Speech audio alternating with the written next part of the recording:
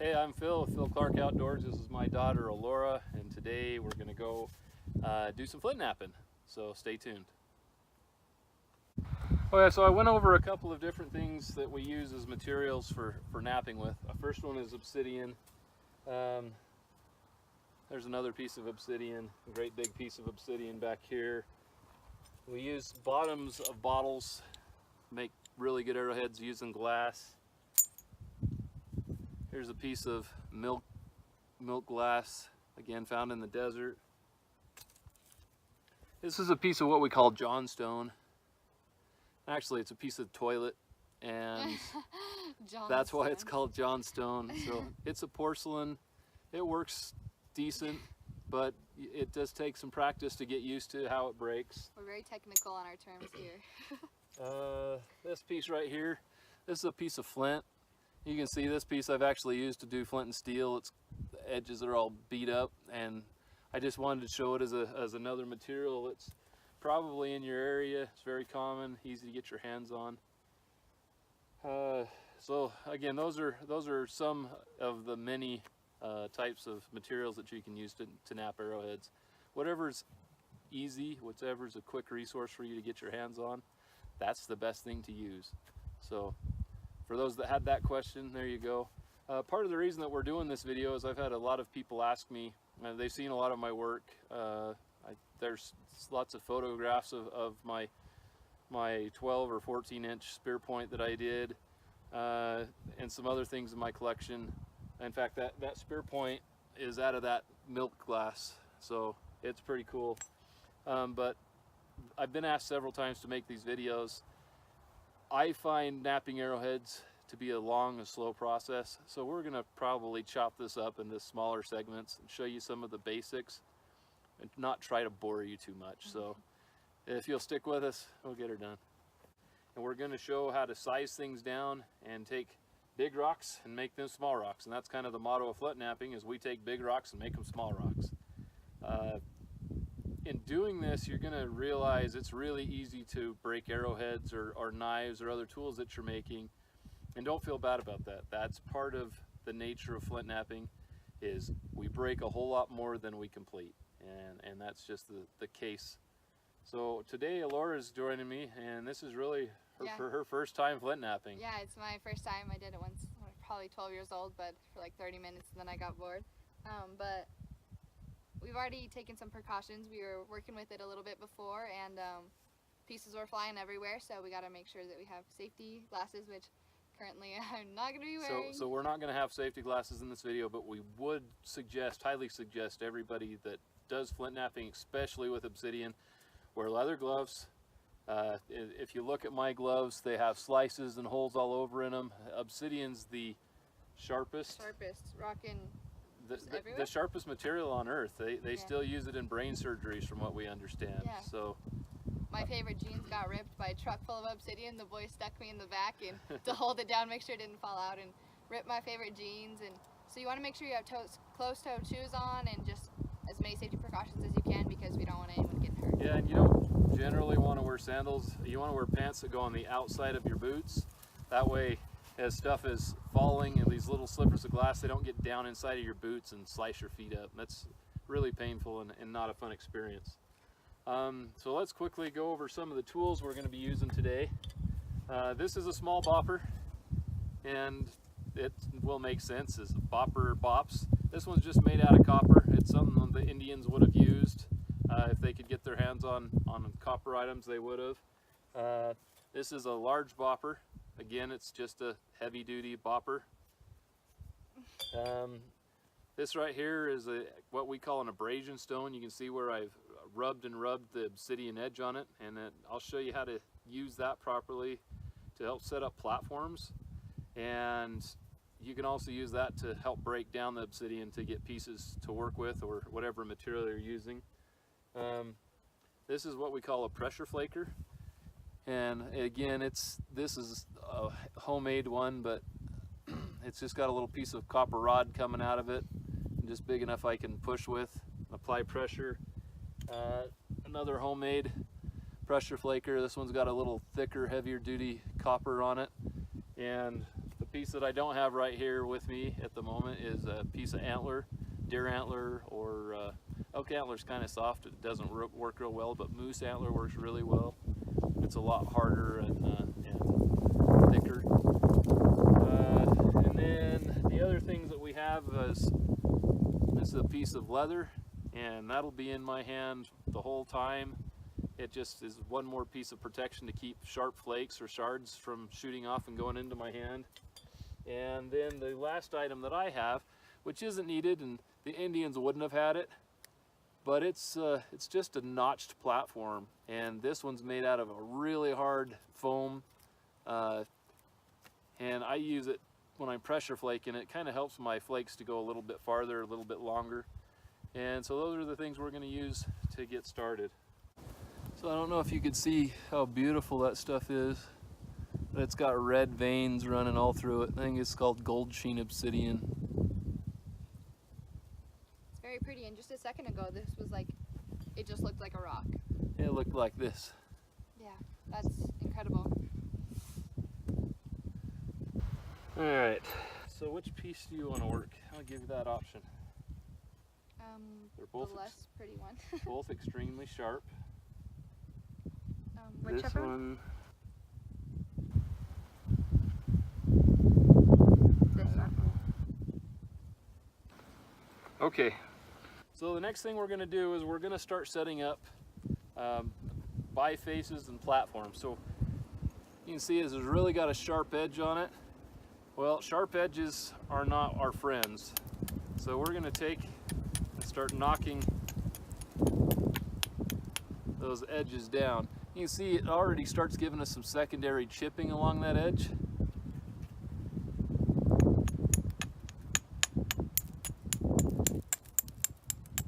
Could you use the abrasion stone for the same thing? So yeah, the abrasion stone's also gonna get used here, but I'll show you how to use the abrasion stone. It's for setting up really long flakes is what I like to use it for. But you can use your abrasion stone for breaking obsidian up, getting it broke down into smaller workable pieces. And what's the qualifications for your abrasion stone, like for somebody to have their own abrasion stone? Okay, abrasion stone. I like to use a piece of sandstone or river rock or something that has a lot of little teeny tiny pores, something that's going to grab on and really take off rough edges. Okay, so why don't you take this and use it and just start going around. Just turn it upside down like so. Just start going around it. Do I have to have this in my hand? Yes. You want that in your hand. And you're just, see how it's knocked all those edges off of that? Kind of giving it a secondary chipping. This wind's going to show up badly on this. Yeah, I do have your hand.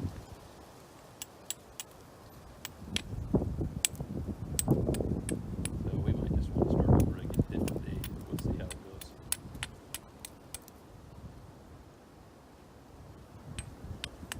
Oh, I was going to let you do that, sorry. I was taking this one.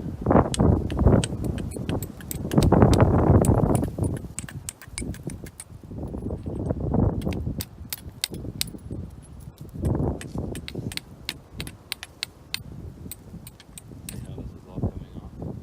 Yeah.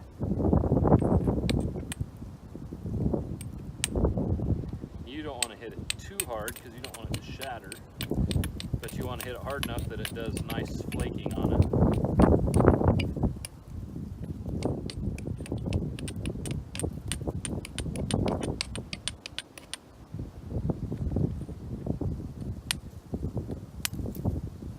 Nice. Took off those big thick ridges. Yeah.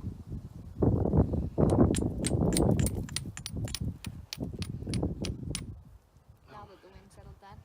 So there we are. I hit it once with this abrasion stone and it took off that big fat ridge that was running right here. So it left us with the next ridge. So I'm going to reverse this in my hand. Oh no, it just broke the whole thing in half. And that's okay. Now I've got two smaller arrowhead sizes to work with. Yeah, we'll keep going because we still have plenty of material to remove. Twice as much to have fun with. That's right. We make big rocks into small rocks. The working man's way.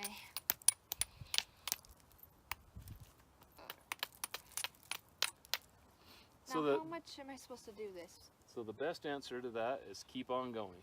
Keep on going? What you're trying to do is thin this out. So see how it has a big curve in it? We're trying to take off this section right here. Okay. So that it's flat, so that it runs right straight through here. So that whole triangle, we want that triangle to come off. So my goal is to flake that off? Yep, one way or other. So if it was me, I would take it on this side and see how that's our lowest point. You almost always want to strike on your lowest point. That way it doesn't break into, so see how that's the lowest point there? That's where we want to hit so that we take that triangle off the bottom edge. What are you meaning by lowest point? So see how this runs about midway through and then drops down? That becomes our lowest point. Now it's either the highest point or lowest point, depends on how you hold it. But we want to remove that section, so we're going to put it down to the lowest point and break her thing right in half. It took it off, took that lowest point all the way off to where we wanted it, but it went all the way through the rock. So again, we just made a big rock a smaller rock. Now we still have material to work with, and we're going to keep on going.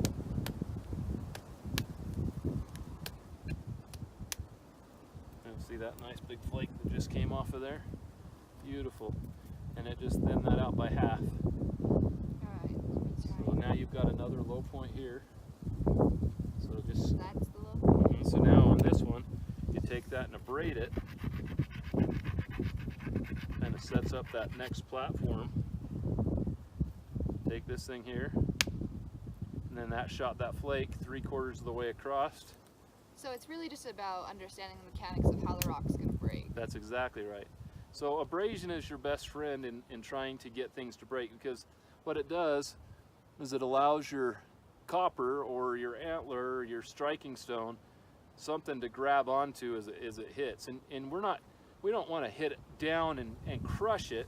We want to hit it on the edge and flake it, put a big long shard across it. And that's actually has potential to come out really beautiful.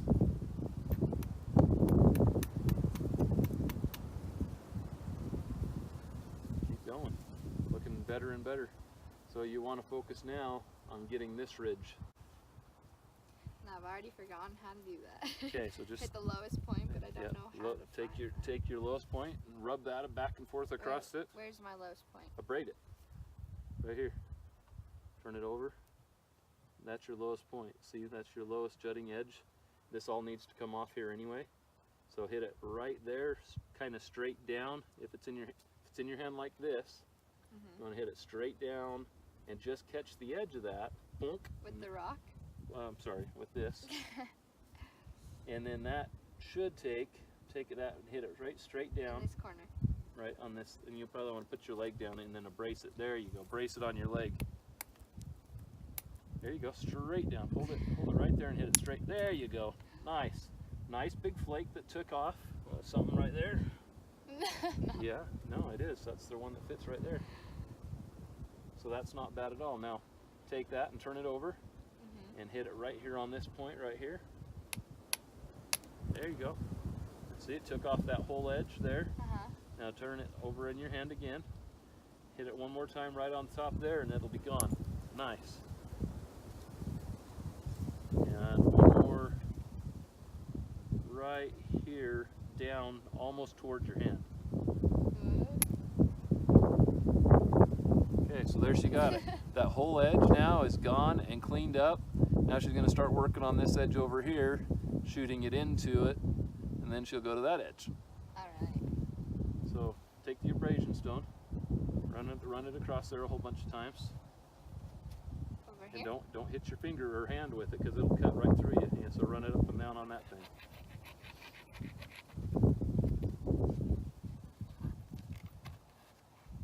I'll take this way, go back.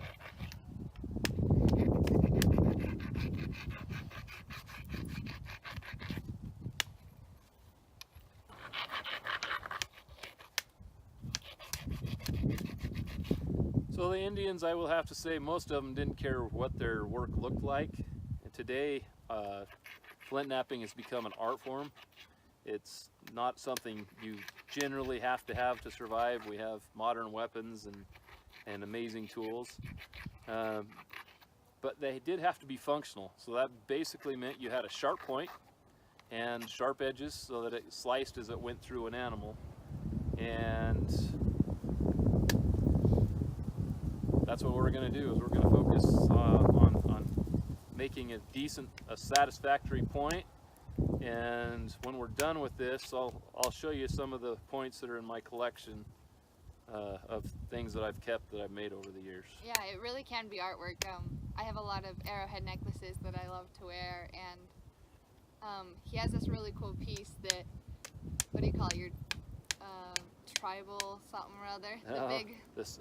I made a ceremonial war club that's pretty cool. I'll show that to you as well. My best friend, who is like a daughter to him, it's so funny because she came over one day and she was getting ready for prom, and so the boy she was dating came over to pick her up, and he had his big old war club out. This thing's like this big, has huge obsidian spikes coming off the side of it, and it's a little intimidating when there's a man instead of with a gun with some Indian scary thing. Yeah, it's pretty cool. It's pretty cool. Intimidating. It's really cool. It was really fun to see him use it to intimidate a boy. So yeah, if the girls are bringing home boys that you don't necessarily approve of, you know. Then the Indians taught you something? That's right. Better believe there were some war clubs used by some chiefs someplace. Oh, I never even thought about that. The girls dating in any way. Weren't they just sold off though? You'd have to ask them. Oh, too late.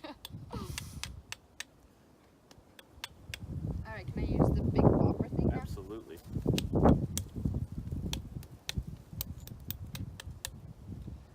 Alright, so now I want to find the lowest point, which I still don't know how to find, but we'll go with it. So we're starting to take shape, finding a form, still trying to thin out. Am I going to want to take off this edge? I would hold that in your hand like this. And then flip it upside down. Flip it the other direction, like so, yep. And then you want to hit the lowest edge. Bonk, straight down. Okay, I'm finally seeing the slowest point.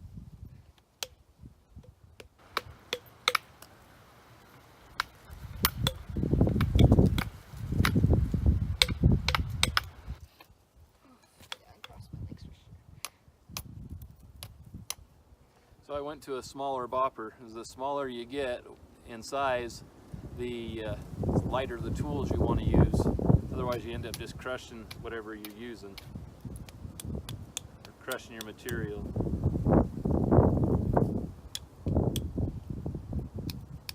And every time I take a flake off, I'm creating a new high point or low point. So that's why you see me repeatedly turning my piece of material over.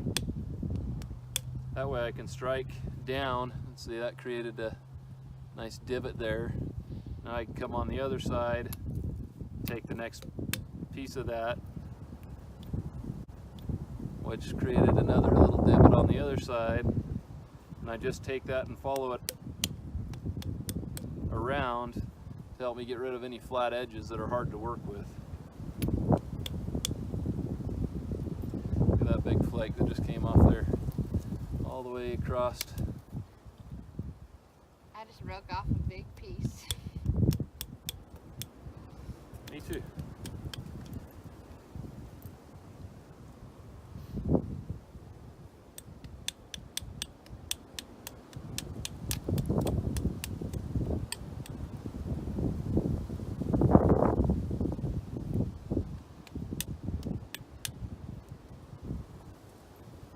Okay, so now flat piece right here. So I'm gonna try and figure out how to get that off with your assistance. Okay. This flat piece, and I don't see a lower high edge. It looks pretty even, but it's pretty thick, and I know you're supposed to. So right here, you've got this long point that kind of sticks out further than the others. So I'm going to take that, and I'm going to hit that straight down. See how it took off that angle? Okay. Now I'm going to turn that over because now I have a new low point. I'm going to bang that through See, I took off a whole bunch Yeah. more. Now I'm going to do the other side since I'm here. Get all that up and in there. And now it's kind of left us a weird wonky point. So I'm going to just change the direction. I'm just going to scrape that. I'm not really hitting it. No, you're kind of using it like the abrasion rock. Yeah. Okay, now it's giving us a low spot.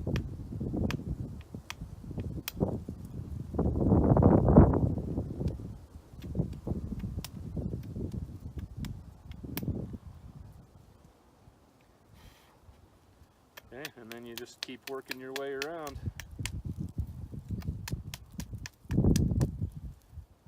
See all of that material that just comes off, and you just keep working your way around. Now she's got a cleft right here that's kind of naturally occurring in this material. So we're gonna take it and create another low point. So, whoops. So now we have that little piece jutted out there again, nice and low. We're gonna take that, we're gonna braid it just a little bit. And I took that right through that thing. Now she's got a nice new biface with no point there to work with. Yeah, that went right through it. Okay, so next thing you're going to do is you're going to keep working this part down here, create a new low point, which is really a high point. We're going to turn it over. Now we're going to judge, boom, and send that shoot right down that, yeah, see that ridge? Yeah. We want to send that right down that ridge, but you're going to have to hit it really solid. Whack, and you're almost going to hit it right into your hand. So you want to make sure that that shard is protected by that leather in your hand, and hold it like this. So there's the grip that I like to use. I use my fingers to hold it down on top of that leather. Like that? More like this. There you go, perfect. There you go. Now find the way that's most comfortable, and you're going to hit it right there. Wham! And you got to hit it hard. It's got to hit solid. Gonna break my wrist. That's gonna hurt my wrist bad. Be okay. There you go. Now let's take a look at it. Don't think that broke how I wanted it to. No, but it did take some off of it. So let's try. Let me try one shot here. Let me try it again. Okay. You want to send it right down that ridge. So I want to hit right here. Right there. Yeah. All right. Now let's take a look at this. This is her hit. Following the instructions. Watch this. Look at that ridge. Look at that ridge. She took all the way off. That was a beautiful shot. Nice work. Thank you. Is that on my leather? Where's mine? Okay. Thank you. All right. So now that's pretty flat. I'm impressed. All right. So now you just keep taking off ridges. So here's another ridge. So you want to work this so that it becomes the high point. Pop, pop, pop, pop. So you want to hit it down so that it raises up. Turn it over. Whack. Take off that next ridge. Ooh, big wind. Gonna ruin our video.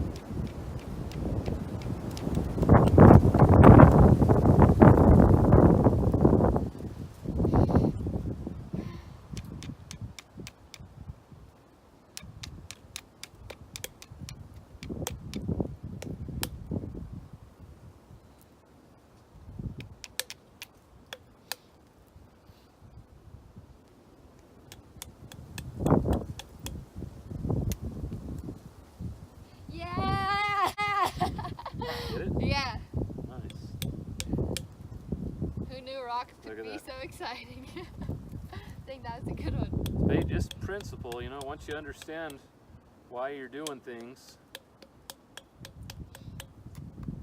it opens up the doors.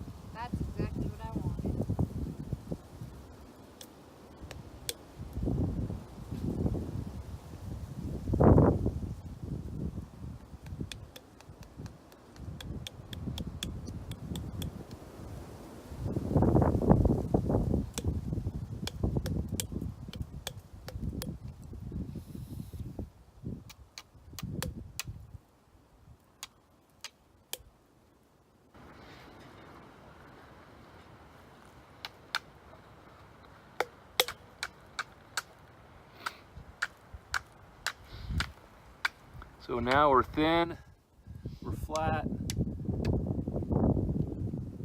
about to switch over to pressure flaking.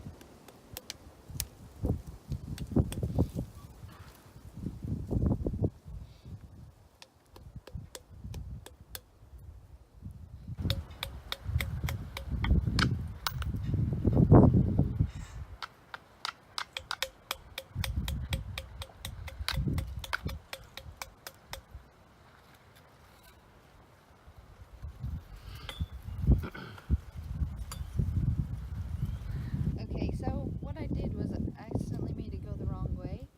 Okay. And took out a piece here Yeah, but that when gives I you wanted this. to take it the piece But there. this piece needs to come out anyway, right here, because it's so thick. So that's not a mistake. That's just intuition. It's not just a happy little accident. Okay, so you're gonna take that. You're gonna grind it right here. Grind it, and then hit it. Bop it. Bam! Take that whole big flaking edge off. All right, let's hope that works. And now I've got size, thickness, shape. I'm gonna grind mine out on the abrasion stones. Give me a lot of platforms to work with. And I'm gonna pressure flake it into a plant. Sorry, we got a lot of wind today. It's kind of the way it is. Now I do a reverse hold with pressure flaking a lot of times, especially if I'm trying to put long shoots down. I find it gives me more power. So I'm going to take this, I'm going to put it in my hand real close. I'm going to find my low point from the ridges you see that I ground, and you see all the little white spots on it. Those are all platforms that I can push and flake on. Yes. So I'm going to take that, I'm going to shoot it right down. See all that stuff that falls off there?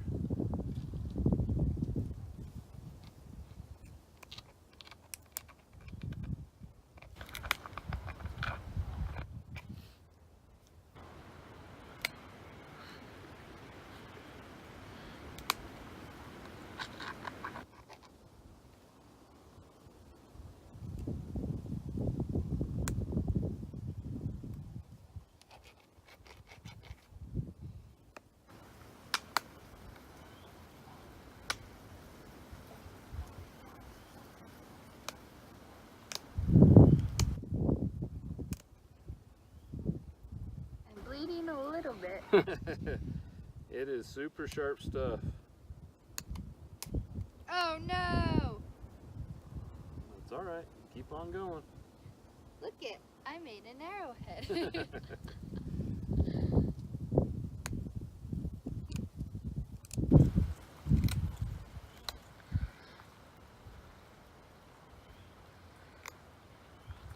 Oh jeez. Don't get me.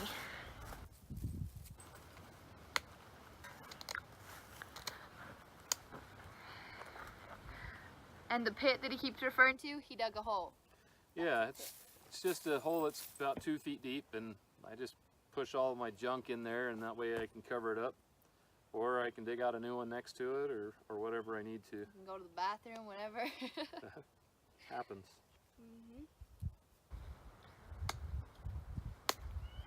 Now because these are so sharp, it's going to bleed a lot. Yeah, and most of the time, even if you get cut with them, you'll bleed and you won't even realize you're bleeding until you look down. And the pit that he keeps referring to, he dug a hole. Yeah, it's just a hole that's about 2 feet deep, and I just push all of my junk in there, and that way I can cover it up. Or I can dig out a new one next to it, or whatever I need to. You can go to the bathroom, whatever. Happens.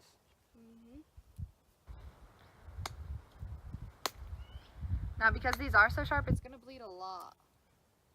Yeah, and most of the time, even if you get cut with them, you'll bleed and you won't even realize you're bleeding until you look down.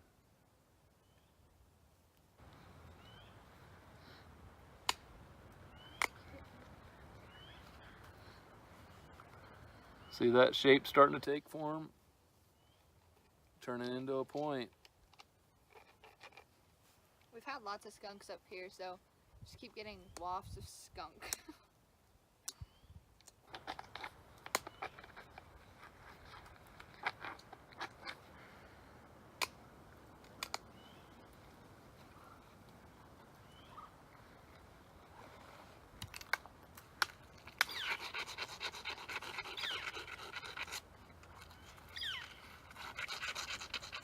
now here's my question again.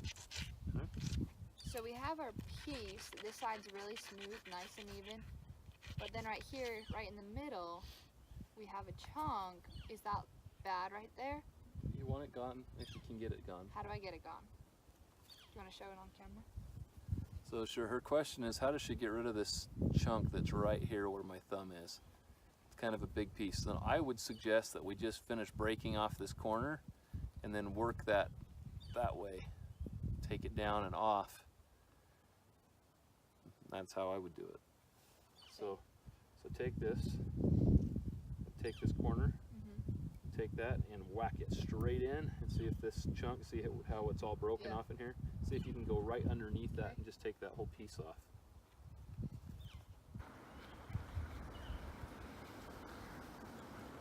Was it from this corner right here? From this corner.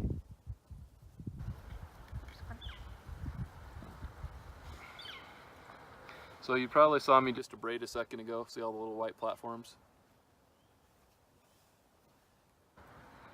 And again, I use those platforms. I'm just trying to create high spots and low spots. And the low spots are where I'm pressure flaking. Just like when we're breaking the big pieces. You always go for the low spot, otherwise you break your material. So that didn't work. It didn't shatter it all. It didn't take it through. Okay, do it again, hit it the other direction and take that chunk off.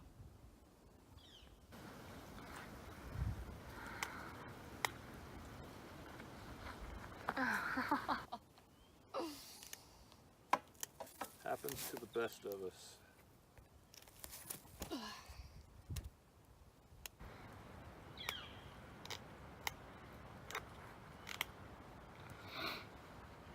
So there's things you can hear here. When you're pushing and pushing down, you want to hear a snap and not a crunch. So if you hear snaps, snaps are good. Crunches are bad. It means you're crushing your material. When you crush your material, you send little fractures into your material, and that makes it hard to work with. So hear this. Nice pop. There's a nice big flake that came off of it. Versus this. Hear the crunch?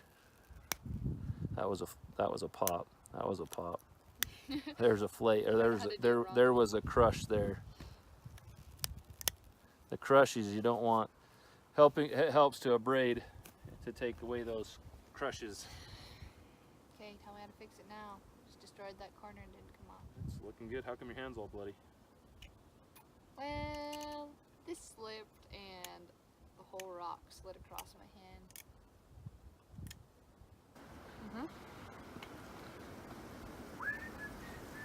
Just got a little blood all over.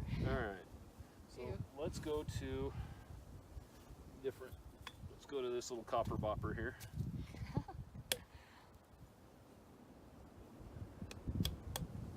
And there's some pretty... See, this is the part where I feel like you need safety glasses for most. Little tiny shards that fly.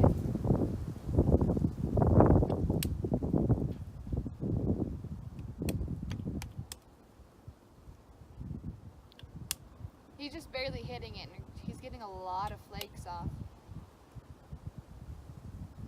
Now what do I do with it? Keep working your way around it. So see how this is all crushed in here? That's bad, that's what we don't want. So we're gonna hit this here, here, here. And that gave us a new low point, and it's in the right direction of that. So we're gonna take that, and we're gonna hit it straight in.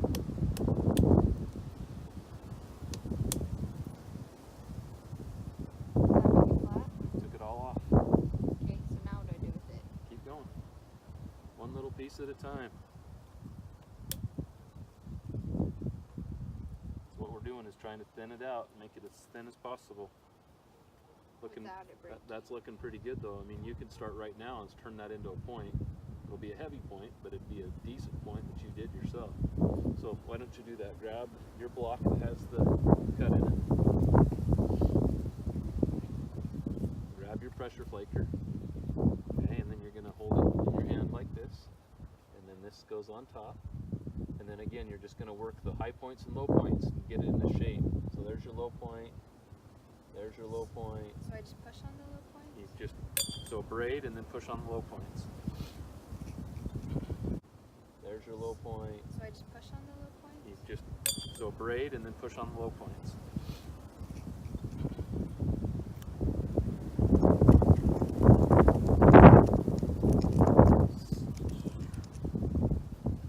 So here I'm going to braid this one more time before I finish it. You're almost done? Rough, but good. That's all you're doing is thinning it out every time. Okay, so take this, braid all that stuff, and that'll give you a good spot to work with. Oh gosh, which one? I got it. Thank you.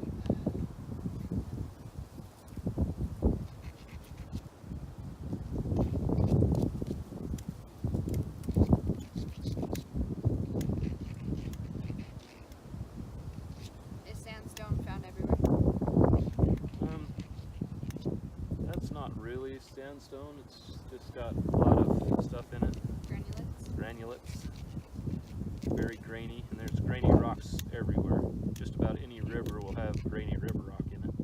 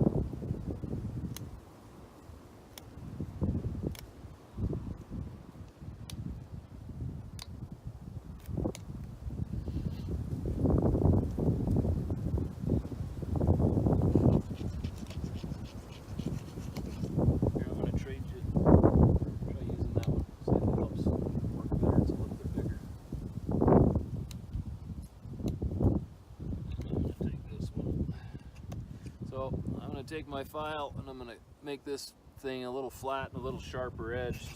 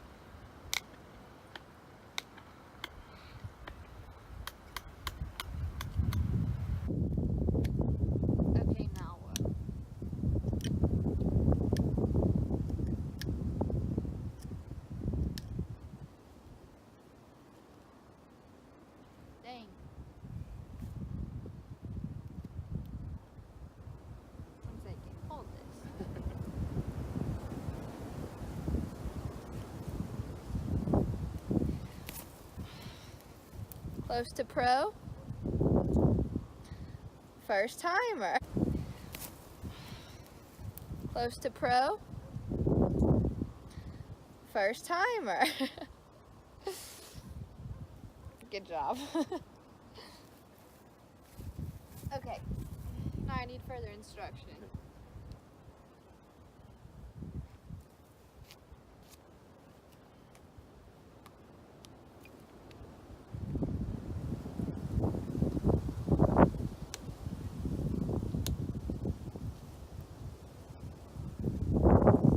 So what you're dealing with here is you just need technique.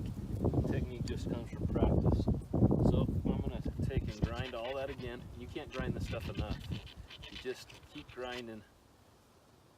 See, it gives you all that white line. And that tells you what's high and what's low, because it should be easy to see. See, that's your low point, that's your low point, that's your low point, that's your low point. So all those places need to come off.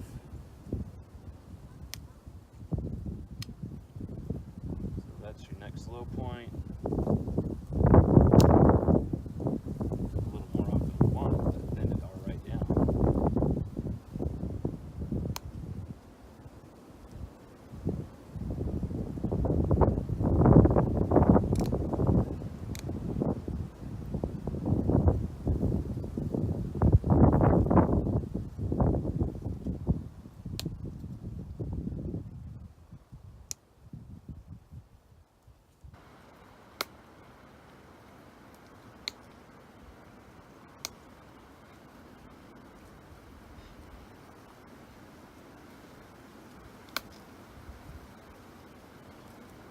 Dang, yeah, I haven't had any flaking like that.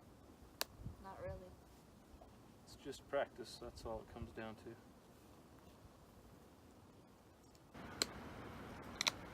And then being able to learn to see that center line. So we need to come, all this needs to be worked down this way.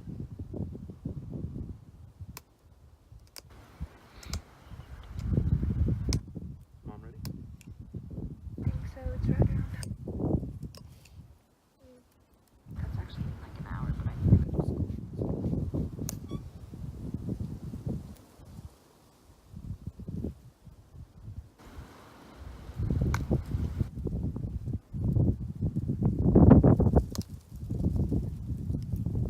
See how much it thinned out?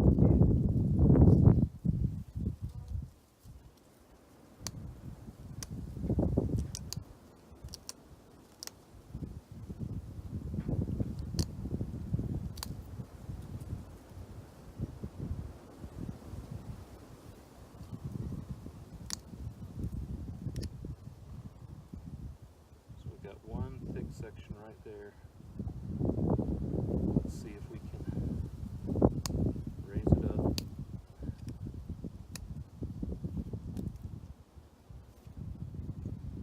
Pop that up. And got it. One thick section right there.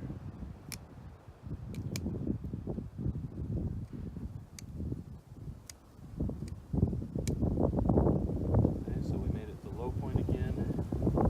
Top there. Got it. Okay, now finish it. Finish making it into a point. Just whatever shape you want to make on your arrow.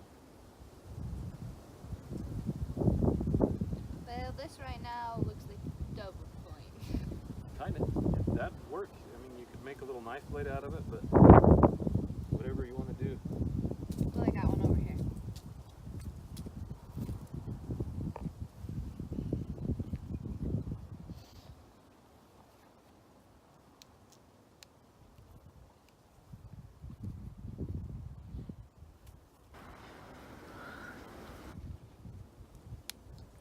So it doesn't need to be thinned out anymore, just shaped. That's up to you too. It's your first point. How perfect is it going to be, right? I don't care. It's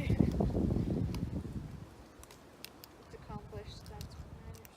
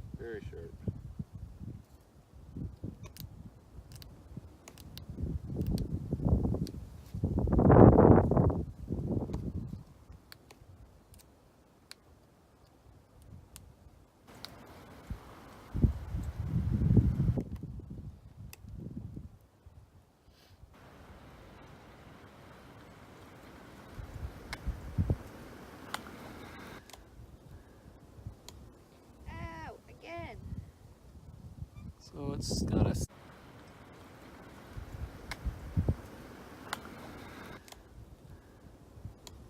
Ow, again. So it's got a slight curve. We'd probably work that out if we tried really hard.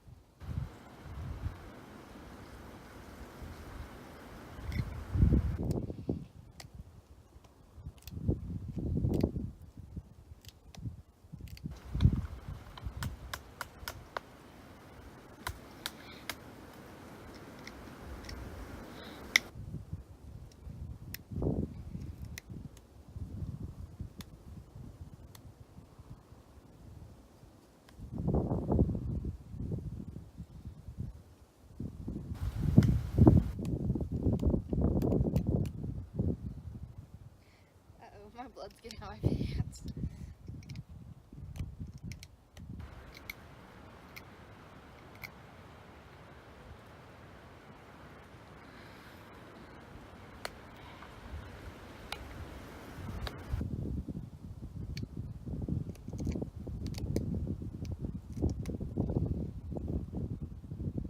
Okay, so there's that. Now our question is, do we want it serrated, make awesome serrades in it, or do we just want to notch it and be done with it?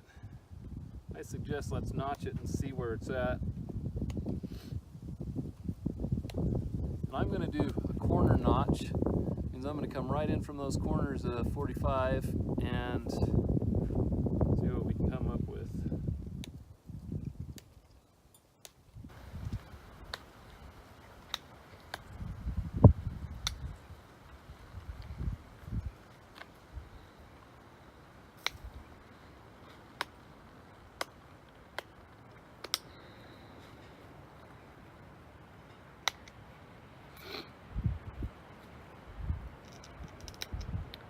It's looking worse and worse by the minute.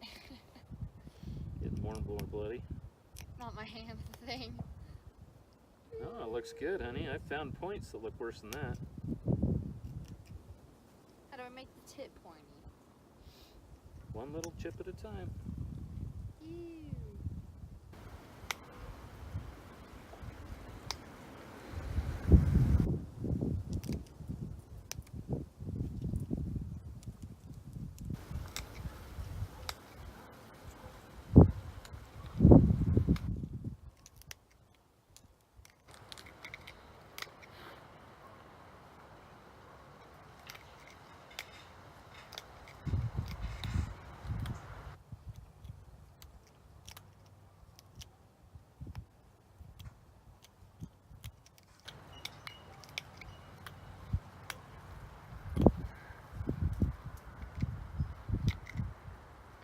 You know you're doing well when somebody compares you to worse instead of to better. I've seen worse. Thanks.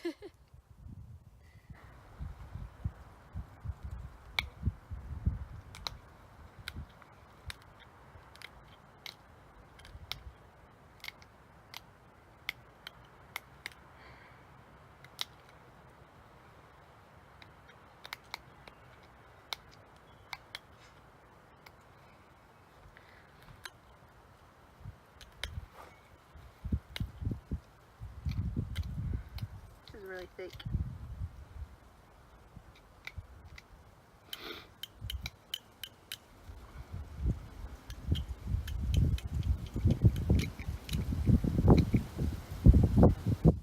And I'm gonna finish there.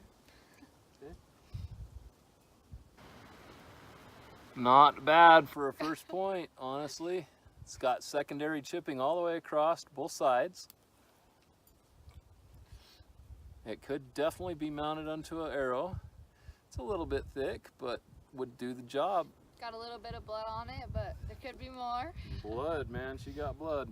And here's this one, all notched out. Wow, that's very pretty.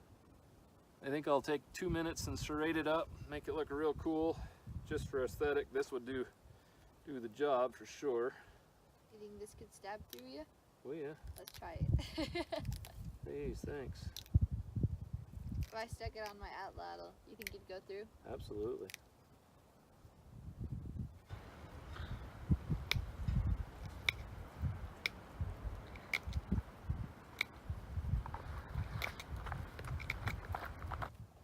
You definitely don't want to wipe the little shards away with your bare hand. Then they'll all go in you like this. It's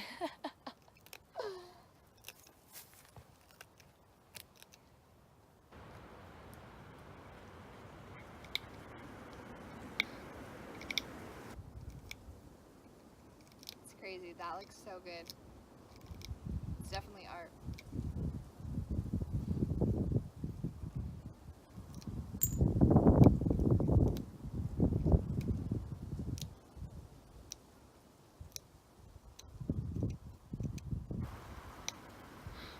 How long have you been doing this for?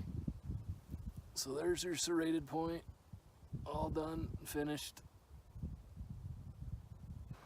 I've been knapping arrowheads since I was probably 8 years old.